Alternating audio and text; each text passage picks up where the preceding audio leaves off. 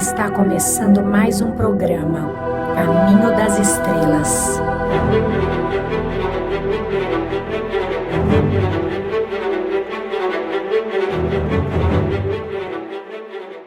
Você está no programa Caminho das Estrelas. Eu sou o Dr. Sérgio Felipe. Eu sou Marina Renault. Hoje nós vamos falar sobre vida. Eu vou começar com uma questão muito curiosa. Cientistas da NASA, que já não me recordo o nome porque estou falando aqui de improviso, eles aventaram a possibilidade de que a vida ela não seja expressa exclusivamente do ponto de vista biológico. Dizendo o seguinte, bom, o universo deve ter vida manifesta em outros padrões e outros sistemas que não é o sistema biológico. Então a gente deveria ampliar o conceito de vida e eles propõem o conceito, a palavra vida com Y, V-Y-D-A, vida, como sendo um novo conceito. A vida, ela deve existir em múltiplas manifestações que não é só o sistema biológico. E faz muito sentido. Quando a gente pensa, por exemplo, que o espírito transita entre o sistema biológico e as dimensões espirituais, que são regiões do espaço astrofísico também, mas que possuem outras propriedades diferentes dos sistemas biológicos, não é? E a vida, ela deve ter expressões, inclusive, mais intensas de cor, de som, de variedades. Enfim, imagine o seguinte: se nós pensarmos na escala zoológica, nas plantas, nas flores e toda a diversidade maravilhosa que existe no planeta, sei lá, nas outras dimensões do espaço existem outros tipos de animais e flores e cores que não existem aqui, não é? Não é à toa, por exemplo, que no imaginário das crianças e no imaginário dos intuitivos se enxergam, e nas culturas se enxergam outros animais, como os dragões, como o Pégasus, como, não sei, qual é a flora e a fauna das múltiplas dimensões, não é? Então, a vida, essa vida com Y que propõem os pesquisadores, que é a expansão da existência por outras dimensões do espaço astrofísico, pode estar retratado na intuitividade das crianças e na intuitividade dos artistas, nas múltiplas histórias do folclore e das culturas. E eu acho interessante a gente poder transitar nessas diversidades de expressão de vida. Eu vou passar a palavra para a Marina, porque a Marina é, vamos dizer assim, especialista em conhecer os seres dessas outras dimensões. Vamos começar um pouquinho antes desses seres, pensando que quando a gente veio para essa vida, nessa encarnação aqui agora, a gente tinha um propósito muito profundo, um propósito dentro do nosso coração. E esse grande propósito é florescer o nosso ser, é a gente se abrir para a nossa expressão única, a gente poder aprender a amar a vida, a viver em alegria, a viver em estado de paz.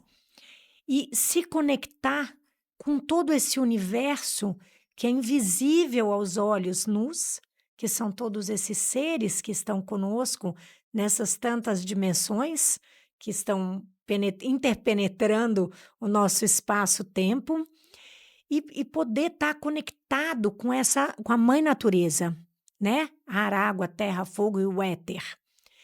E a gente, de alguma maneira, foi se perdendo, começou a se prender nessa materialidade, parou de ver esse universo com essas infinitas expressões que estão conosco. Paramos de nos conectar com os anjos, paramos de nos conectar com os animais, com os elementais e com a própria natureza, e nos distanciamos. Quando nós nos distanciamos da natureza, nós automaticamente nos distanciamos da nossa essência, porque nós somos natureza.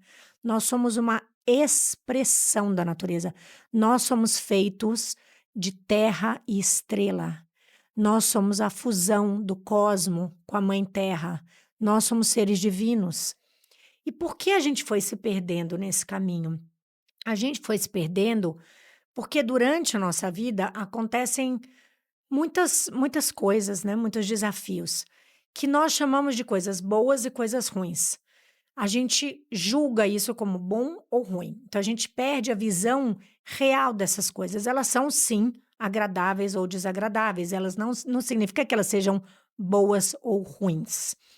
Elas fazem parte da escola individual de cada um de nós. E quando nós passamos por essas situações desagradáveis que nos causam sofrimento, muitos de nós, ou quase nós todos, praticamente todos do planeta Terra, não todos, mas a grande maioria, foi perdendo essa essência de viver, essa força da vida, foi deixando os sonhos morrer, foi deixando de acreditar na vida, foi deixando de acreditar em si mesmo. Quando a gente faz isso, a gente vai deixando a nossa luz apagar e a gente vai se desconectando do que é a vida. E aí a gente tenta preencher esses vazios, esses buracos com coisas externas. Ah, eu preciso me casar, eu preciso comprar, eu preciso de um trabalho, eu preciso trocar de carro. Eu não estou dizendo que essas coisas não fazem parte da vida, elas fazem parte da vida. Mas a gente se desconecta da essência. Porque a essência veio aqui. Fazer o quê? A essência veio se expressar e brilhar. Nós somos a grande constelação do Criador. Cada um tem um brilho próprio, um brilho único. E esse é o sentido da vida. É entrar nessa descoberta. O que me faz único no mundo? O que me torna original? O que me faz vencer essa dor do caminho? O que me faz tirar essa pedra? E aí, quando nós voltamos, como reacender essa chama da alegria de viver todo dia, acordar e não reclamar do clima, ou do trânsito, ou disso, ou daquilo, e olhar e falar: obrigada, Senhor, que a vida está aí. Os essênios fazem isso todo dia. Obrigada, Senhor, por tudo que eu vejo, e por tudo isso eu dou graças, Senhor.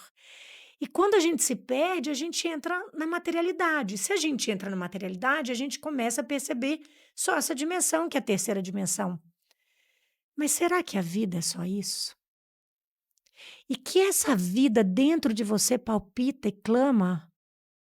O que será que a vida dentro desse corpo físico quer?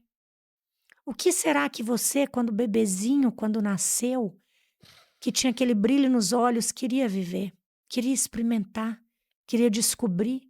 Ainda que muitas vezes fosse ter quedas, muitas vezes fosse ter decepções e sofrer, isso faz parte da vida de todos nós. Nós não podemos deixar que todas essas situações externas apaguem essa vida que pulsa dentro da gente, que é o pulso do nosso coração, que é o pulso dos nossos sonhos, que é o pulso do novo, da grande aventura que é viver, o que quer que seja que a vida traga aqui e agora. Olha, sabe quando eu era criança, eu passava as férias no sítio do meu tio em Teresópolis, lá nas montanhas. Era um local assim que no inverno era mais frio, gostoso. No verão era um sol muito agradável. E lá eu aprendi muita coisa da natureza. Por exemplo, eu batia o feijão para soltar da vagem que ficava secando ao sol. Eu, eu usava umas varas para pegar abacate, que o abacateiro é alto. Eu aprendi a fazer isso. Eu aprendi a cortar lenha para lareira. Eu ia pegar mexerica no mexerical ali. Eu aprendi a capinar o morro, tirando as ervas daninhas para poder, deixar mais livre a mandioca para poder crescer, e por aí vai. Liberava os cascalhos e as coisas, as folhas podres que, bloqueavam a livre passagem da cachoeira, e a cachoeira ficava mais viva, e por aí vai. E quando era no finalzinho da tarde, que eu ia pegar a mexerica, e que era próximo da cachoeira, e eu já tinha aprendido os caminhos para chegar lá sozinho, apesar de que era criança, mas era um local seguro.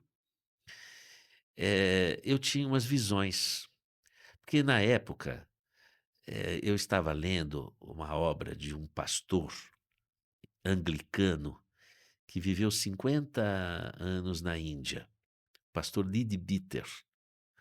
E ele escreveu uma obra que eu estava lendo na época, que chamava-se O Lado Oculto das Coisas. Eu sempre fui uma criança precoce para leitura, então eu tinha muita capacidade de ler coisas que os adultos liam, eu lia quando criança. E nessa obra, o Leadbeater falava dos elementais que a Marina comentou. E eu via esses elementais quando ia passear sozinho para pegar as mexericas. Ficava maravilhado com aquilo, não é? Depois, com o tempo, eu fui perdendo essas visões. Mas hoje eu acho o seguinte: eu acho que a nossa percepção de vida, que eu vou chamar de cognição cósmica, ela depende da gente ampliar os horizontes do conhecimento para que a nossa imaginação possa abraçar horizontes que trazem para a gente também muitas respostas e energias que ajudam a gente a superar desafios que sem algumas referências da natureza holográfica, eu vou chamar isso de natureza holográfica, a gente fica pobre de recursos, vamos dizer assim. Então, é muito importante, desde criança, e mesmo a gente na fase adulta, libertar um pouco a nossa racionalidade e abrir a imaginação, porque a imaginação hoje é um mecanismo de descobertas, não é? E essa imaginação, ela pode fazer a gente enxergar a holografia das dimensões e fazer com que a gente possa encontrar, às vezes, aquela alegria que não aparece no coração, aquela motivação de vida que não chega nunca, aquele vazio, a falta de propósito, por falta de elementos que compõem o cenário da fauna e da flora holográfica na grande intersecção das dimensões da vida, não é? É esse ponto que eu estou querendo chegar, da relevância da gente reconsiderar aspectos que muitas vezes vêm na literatura do imaginário, mas que podem ser realidades que nos entregam novas ferramentas e possibilidades de lidar com os grandes desafios. Pegando isso que o doutor Sérgio falou, eu me lembrei de uma história que as fadas me contaram. Um dia eu estava pintando as fadas e elas estavam contando uma historinha e eu estava ouvindo aquele eu não tinha parado para escutar bem. Aí eu falei, eu estava assim, para, tô pintando. Aí eu parei para escutar. E elas me contaram que elas tiveram um chamado num determinado momento de Jesus para vir para a Terra e que muitas delas vieram. E Jesus falava assim: mas cuidado, meninas, porque esse é o planeta da ilusão. E elas, aqueles serzinhos são tão puros, tão, não tem essa mesma percepção que a gente da vida nesse tônus de materialidade que a gente vive aqui. E elas vieram. E elas contaram que muitas delas acabaram ficando aqui. Tem muitos seres aqui que não são seres humanos, são seres que vêm do reino dévico. E muitas delas trabalham, e elas trabalham, às vezes, à noite, saindo de jardins, de matas, de bosques, atravessando longas camadas densas de fumaça para chegar no planeta Terra, chegar nas nossas casas, e que elas pegam pétalas de flores e jogam líquido no coração para que a gente volte a acreditar na vida, acreditar na gente e relembrar quem somos em verdade, que somos luz e que fazemos parte dessa natureza de infinitas expressões. Gente, a água tem vida. A água, as ondinas fazem parte. A água é um ser vivo.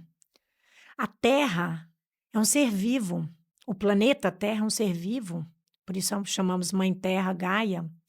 O fogo tem vida. Tem as salamandras. O vento tem vida. Cada um traz um poder. O fogo traz o dom da transmutação, entre outros, óbvio. A terra da construção. O vento da renovação, da transmutação. A água da informação, ela ancora a informação. Tudo é vivo. Os cristais têm vida, os vegetais têm vida. Nós aqui estamos muito dispersos dessa vida, nessa terra de concreto, e paramos de ver o passarinho cantar, a borboleta voar. Qualquer encontro teu perto da natureza, ou mesmo no teu dia a dia, carrega uma informação, uma mensagem divina.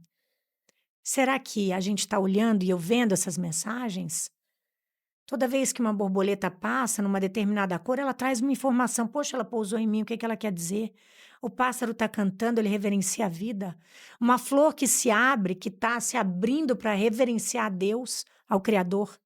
Tudo é uma vida pulsante, invisível, que conecta, interconecta todas as coisas. Está na hora da gente ver a vida além da vida. Sair um pouco, aproveitar a materialidade, essa grande escola material do planeta Terra, mas transcender para olhar tudo isso que está acontecendo, para ler os sinais do universo, que é a maneira de Deus falar conosco todo o tempo, para se reconectar com as forças espirituais que carregam todos esses elementos, ar, água, terra, fogo e éter, para se reconectar com o nosso anjo da guarda e com os anjos, anjo da vida, anjo da alegria, anjo do sol. Tudo isso é uma vida pulsante. Mas a gente só percebe quando a gente vai para dentro e ancora em quem nós somos em verdade.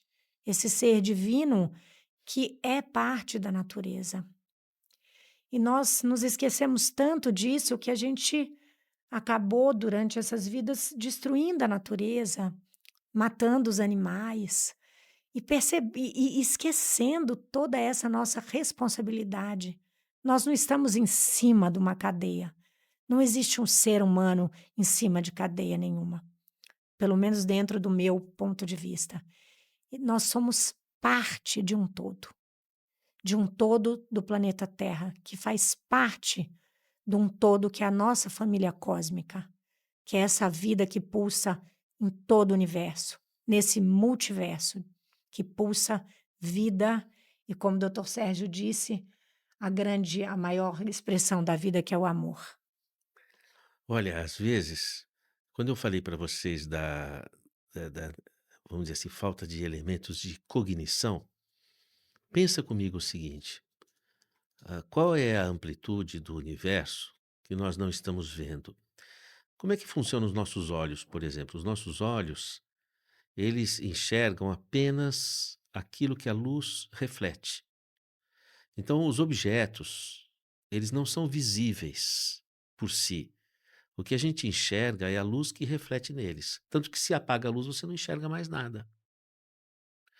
Então, a nossa visão ela é muito restrita ao espectro que pode ser refletido da luz pelos objetos. Então, a gente não enxerga nada da natureza fora daquilo que possa ser refletido pela luz. Você pode imaginar que a quantidade de expressões vibracionais e de composições de energias é infinitamente maior do que o espectro da luz. O espectro da luz é 0,1, 0,00001 daquilo que é somente das energias que a ciência conhece. Imagina aquilo que a ciência desconhece. Por exemplo, eu tive conversando com o professor responsável pelo radiotelescópio de energia escura, aqui da Universidade de São Paulo, que é um telescópio que avista, que detecta energias além do que se conhecia do universo. Aqui no Brasil foi instalado um desses grandes telescópios, talvez seja até no Brasil o maior que existe no planeta, por um consórcio da Inglaterra, da China, do Brasil, dos pesquisadores que instalaram na região nordeste do Brasil esse telescópio. Detecta-se um universo que é 95% do universo. Tudo aquilo que a ciência conhece, tudo aquilo que está na tabela periódica, tudo aquilo que você estudou na biologia e da química, do seu vestibular, do que você aprende na escola, é 5% do universo. 95% é desse território que o radiotelescópio capta, e é um universo que não se conhece uma única equação. Com que recursos a gente vai desvendar o universo? Então, quando a gente fala de imaginação, a gente está falando de uma expansão do espírito, que a gente possa percorrer espaços que os nossos olhos não veem e que a ciência não tem recurso para detectar. Então, a gente não pode abdicar da imaginação. E é justamente a imaginação e a imaginação criativa que são elementos que a nossa sociedade acaba obstruindo. Pelo cotidiano armado das escolas, rígido, pela falta de valorização das identidades ou das individualidades, das várias expressões de som, de cor, de movimento que vêm pelas diversas culturas. O nosso dia a dia é muito restrito do ponto de vista de abrir possibilidades para a nossa imaginação. E você sabe que hoje se conhece a fisiologia da imaginação numa questão seguinte: quando você imagina, dependendo do que você imaginar, o seu coração acelera. Pensa num devaneio, por exemplo, que você esteja pensando numa pessoa ou numa figura que é muito atraente e o seu coração acelera. Então, a imaginação, que é uma estrutura imaterial, ela afeta o organismo. Pesquisas mostram que quando você imagina, o seu cérebro reage do ponto de vista de incremento da circulação e ativação neuronal, como se aquilo de fato estivesse acontecendo. Que ele não identifica a diferença entre imaginação e realidade. Então, quando nós ampliamos os horizontes da imaginação, de tal sorte que ela possa construir expressões de entendimento da vida, e esse é um novo território de expressão do conhecimento, é uma nova epistemologia, porque você tem a descoberta pela bancada do laboratório, as descobertas feitas pela construção lógico-matemática, mas também existem as descobertas pelo percurso da imaginação. Também existe o poder da imaginação criativa. E conhecer e ampliar esses horizontes aplicáveis como agentes transformadores, para que a gente possa transformar tristeza em alegria, alegria em felicidade, em plenitude, que a gente possa ressignificar as nossas mágoas, nossas culpas, nossos ódios, energias complexas que transitam entre nós e que às vezes derrubam a gente, que a gente possa ter mais ferramentas que não sejam tantos remédios, não é verdade? Quanta gente está encharcada de remédios. Às vezes é o que se tem no momento, mas a gente precisa progredir além dos remédios. Quando precisa do remédio, o remédio. Mas quando a gente pode expandir para outros terrenos que nos empoderem e nos façam superar as diversas limitações, seja no terreno da psiquiatria, das dores, das doenças que a medicina não conseguiu cura, e etc., e esse universo da imaginação construtiva, da imaginação criativa, da imaginação investigativa, ela pode trazer amplos horizontes e respostas para nós. É, pegando a frase do Pequeno Príncipe, né? Só se vê bem com o coração. E aí eu vou acrescentar: só se vive bem com o coração. Então, uma luz no teu coração. Gratidão. Está começando mais um programa, Caminho das Estrelas.